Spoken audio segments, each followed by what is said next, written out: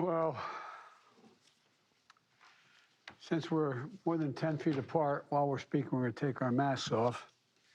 And let me begin by saying good afternoon to my team, good afternoon to the press, and good afternoon to anyone who may be listening. Well, I'm about to receive a briefing from our COVID-19 team. But before I begin, I know there's a concern and some considerable confusion about the rising cases. So let me provide a quick update and talk about three specific topics. And I'll give it to you straight, as I promised you I always would. We're going to see, as you all have been hearing, continued rise in cases. Omicron is very transmissible variant, but much different than anything we've seen before. But you can protect yourself. And you should protect yourself, quite frankly. Get vaccinated.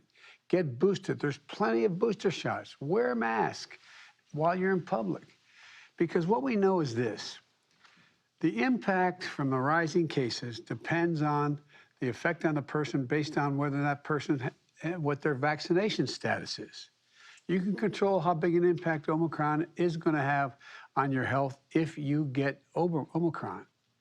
You know, those are fully vaccinated, especially those with the booster shots. And by the way, we have booster shots for the whole nation, okay? You can still get COVID, but it's highly unlikely, very unlikely that you'll become seriously ill. And we're seeing COVID-19 cases among vaccinated in workplaces across America, including here at the White House. But if you're vaccinated and boosted, you are highly protected. You know, be concerned about Omicron, but don't be alarmed. But if you're unvaccinated, you have some reason to be alarmed. Many of you will, you'll experience severe illness in many cases if you get COVID-19, if you're not vaccinated. Some will die, needlessly die. Unvaccinated are taking up hospital beds and crowding emergency rooms and intensive care units. That's displacing other people who need access to those hospitals. So please, please, please, get vaccinated now. You know, we've reduced the number of American adults without any shots from 90 million to about 35 million in the past 6 months. But there's still 35 million people not vaccinated. And let me be absolutely clear. We have in hand all the vaccines we need to get every American fully vaccinated, including the booster shot. So there's no excuse for anyone being unvaccinated. This continues to be a pandemic of the unvaccinated. So we got to make more progress. And for patients who still haven't gotten your kids vaccinated, please get them vaccinated. Look out for their interest here. It's the best way to protect them. And for parents with kids too young to be vaccinated, surround your kids with people who are vaccinated. And make sure you're masking in public so you don't get COVID and give it to your kids. Look, we have no reason to think at this point that Omicron is worse for children than previous variants. We know that our kids can be safe when in school, by the way. That's why I believe schools should remain open. You know, they have what they need. Because of the American Rescue Plan, well, the first month we were in office, or second month, that I signed in March, we provided the states with $130 billion, with a B, billion dollars to specifically keep our students safe and schools open.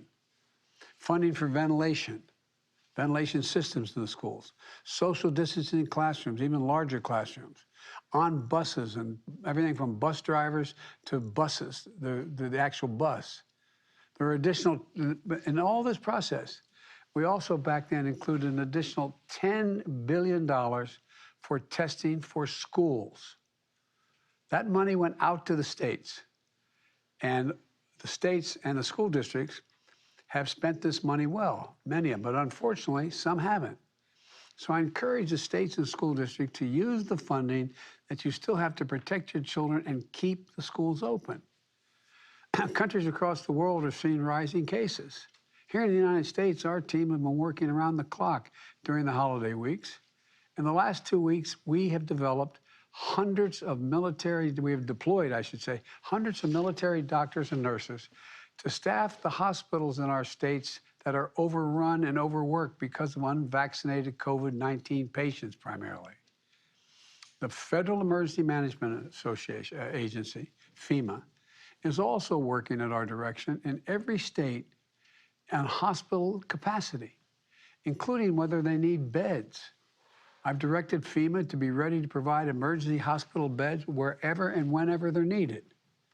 The federal government will be there. We've shipped nearly 2.4 million pieces of protective equipment to hospitals, from gowns to gloves. And we're doing whatever we can to protect communities from the surge of hospital cases that are likely to see from the unvaccinated population. Look, now let me address 3 specific updates before I get my full brief from my team. First, booster shots. I know, Dr. Fauci, I'm like an echo chamber here, okay? I know it. But repeating myself, but Dr. Fauci said it very clearly. Booster shots work. They significantly increase the protection. They provide the highest level of protection against Omicron. Americans, we've given out over 70 million booster shots. Importantly, 2 out of 3 eligible seniors have received their booster shots. Booster shots are free, they're safe, and available at over 90,000 vaccination sites. Let me say that again. They're free, available, and at over 90,000 sites. We have added sites, added hours, added appointments, added walk-in capacity. We have booster shots for every American in the country. It's easier than ever to get a booster shot, and more importantly than ever has been.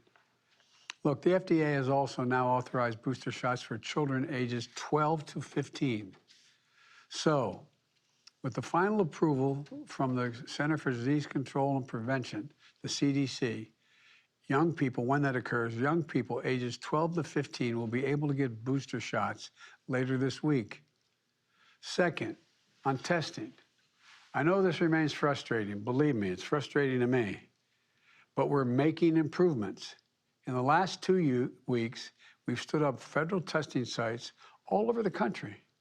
We're adding more each and every day. Google, quote, COVID test near me. Go there, COVID test near me on Google to find the nearest site where you can get a test most often and free. Look, with more capacity for in-person tests, we should see waiting lines shortened and more appointments freed up. Look, if you want to test yourself at home, we have 3 options now. 1, drugstores and online websites are restocking. 2, so the more tests are available, we're going to continue to become available. Next week, our requirement that your insurance company reimburse you for at-home tests takes effect, so you don't have to get reimbursed. So if you're insured, you can buy the test and get paid for it. The second thing I want to mention is many states and local governments and healthcare providers are passing out free at-home tests that you can pick up. Just find out where they are. And finally, as I announced recently, the federal government is launching a website this month where you can get tests shipped to your home for free upon your request. The third point I'd like to speak about is on treatments. For those at high risk who do get COVID-19, we now have a new Pfizer pill that greatly reduces the risk of hospitalization and death. I'm pleased to say that on Christmas Eve, we shipped out the first batch of these pills that we purchased and received. And more will be shipped this week. They're already saving lives, but due to complex chemistry of the pills to make the pill, it takes months literally to make a pill. But production is in full swing. The United States has more pills than any other country in the world, and our supply is going to ramp up over the coming months as more of these pills are manufactured. Today, I'm directing my team to work with Pfizer to double our order from 10 million to 20 million treatment courses to be delivered in the months ahead. We may need even more. That's the estimate we need right now. We've already placed the largest order in the world. Now I'm doubling that order. These pills are going to dramatically decrease hospitalizations and deaths from COVID-19. They're a game changer and have the potential to dramatically alter the impact of COVID-19, the impact it's had on this country and our people. Look, let me conclude with a quick recap. If you are vaccinated and boosted, you may get COVID, but you are highly protected against severe illness. Schools can and should be open this winter. We have all the tools to keep kids safe. Unvaccinated kids are at risk, yet the vaccinated are going to have a way to protect them. Get vaccinated. If you're vaccinated, get boosted. Folks, I know we're all tired and frustrated about the pandemic. These coming weeks are going to be challenging. Please wear your mask in public to protect yourself and others. We're going to get through this. We're going to get through it together. We have the tools to protect people from severe illness due to Omicron, if people choose to use the tools. We have the medicines coming along that can save so many lives and dramatically reduce the impact that COVID has had on our country. There's a lot of reason to be hopeful in 2020. But for God's sake, please take advantage of what's available. Please. You're going to save lives, maybe yours, maybe your child's. Please take advantage of what we already have, okay? So thank you. Now I'm going to get this briefing started. Thank you very much.